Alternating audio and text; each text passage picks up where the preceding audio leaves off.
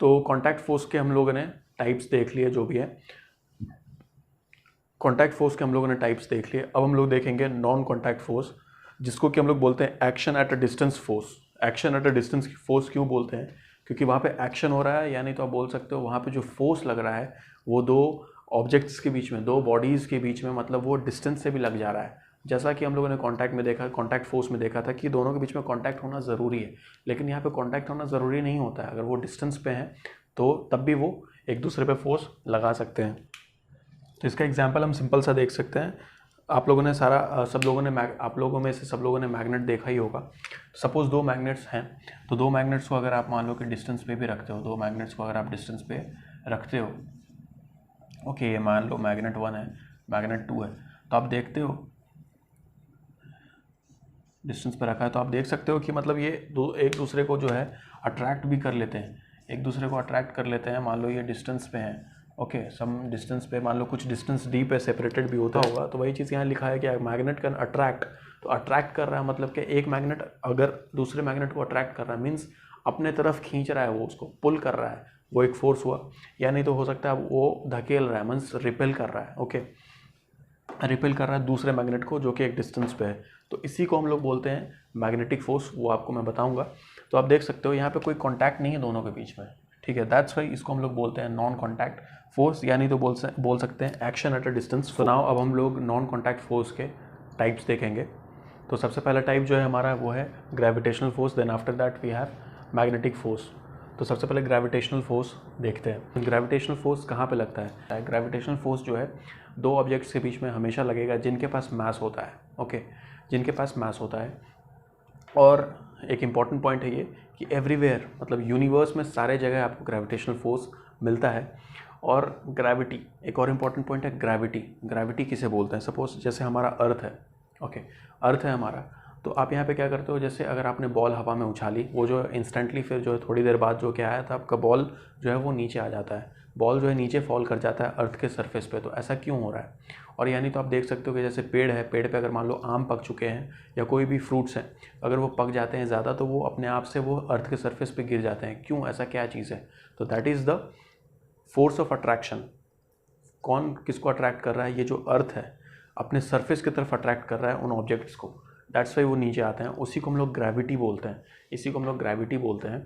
और ये जो ग्रेविटेशनल फोर्स है, तो आप यहाँ पे एक फॉर्मूला देख रहे होगे कि Fg, मतलब जो ग्रेविटेशनल फोर्स है उसको मैं Fg से डिनोट कर रहा हूँ, Fg से मैंने इसको डिनोट किया है यहाँ पे।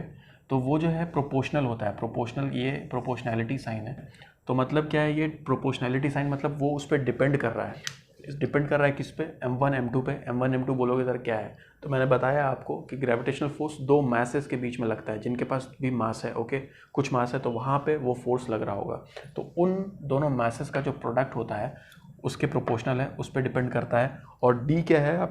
डी जो है जो उन मैसेस के बीच में है, डिस्टेंस है, जो डिस्टेंस ऑफ सेपरेशन है। मैंने बताया ये नॉन कॉन्टैक्ट फोर्स का एक टाइप है। तो यहाँ पे डिस्टेंस से action at a distance force लग रहा होगा, तो वही चीज़ है।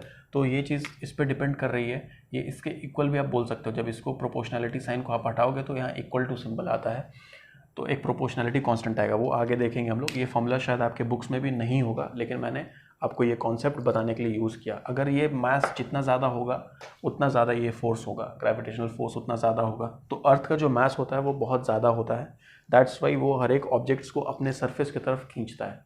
या कोई भी हेवनली बॉडीज़ हो गई, अर्थ तो एक एग्जाम्पल है, सन हो गया, या कोई भी प्लैनेट्स हैं, सबकी अपनी अपनी ग्रेविटी होती है, वो अपने सरफेस की तरफ अट्रैक्ट करते हैं, ओके। देन आफ्टर दैट हम लोग देखेंगे मैग्नेटिक फोर्स। मैग्नेटिक फोर्स देखेंगे तो आप यहाँ पे देख सकते हो ये बार मैग्नेट्स मैंने दो बनाए हैं, जो जिनमें दो पोल्स बने होते हैं, ठीक है, पोल्स बने होते हैं, north pole and south pole. North pole और साउथ पोल बने हुए हैं। तो अगर तो यहाँ पे एक चीज़ देख लो, जब ये मैग्नेट्स के यहाँ पे अपने पोल देखिए, ये नॉर्थ पोल है और ये साउथ पोल है। तो अगर ये क्या है? ऑपोजिट है। ये क्या है? ऑपोजिट है, यानी तो आप बोल सकते हो कि अनलाइक है, अनलाइक पोल्स हैं। नॉर्थ है तो ये साउथ है, मतलब दोनों सेम नहीं है, अनलाइक हैं, तो ये हमेशा क्या करेंगे, अट्रैक्ट करेंगे। सपोज ये दो मैग्नेट मैंने लिया और यहाँ पे इस साइड जो है आपका अंदर वाले साइड में जो है, अंदर वाले साइड में जो है आपका नॉर्थ पोल है और इसके अंदर वाले साइड में जो है साउथ पोल है, तो ये दोनों हमेशा एक दूसरे को अट्रैक्ट करेंगे। लेकिन वही चीज़ अगर मान लो इसको मैं उल्टा कर दूँ, तो इसका जो साउथ पोल है इधर आ गया और इसका जो, मान लो इसको मैं उल्टा कर दूँ तो ये नॉर्थ पोल है, इसका फिर से नॉर्थ पोल है। ओके, तो अगर नॉर्थ पोल है तो ये हमेशा एक दूसरे को क्या करेंगे, तो मान लो इसको, इस एच को देख लिया। हम लोग देखेंगे मैग्नेटिक फोर्स, तो मैग्नेटिक फोर्स में देखो यहाँ पे आपके सामने दो बार मैग्नेट्स हैं, तो एक में देखो आप ये अनलाइक पोजीशन में रखे हुए और एक में ये लाइक पोजीशन में रखे हुए। क्या है लाइक पोजीशन, क्या है अनलाइक पोजीशन? अनलाइक पोजीशन मतलब डिफरेंट, लाइक मतलब सेम। तो डिफरेंट क्या है यहाँ पे, पोल्स डिफरेंट है। मैग्नेट्स के आप देखो, मैग्नेट्स के दो पोल होते हैं, एक होता है नॉर्थ पोल, एक होता है साउथ पोल। तो यहाँ पे देखो इस फेस पे जो नॉर्थ पोल है और इस फेस पे देखोगे साउथ पोल है। तो अनलाइक जो होंगे, मतलब जो अलग अलग जो पोल्स होंगे वो हमेशा एक दूसरे को क्या करेंगे, अट्रैक्ट करेंगे, पुल करेंगे।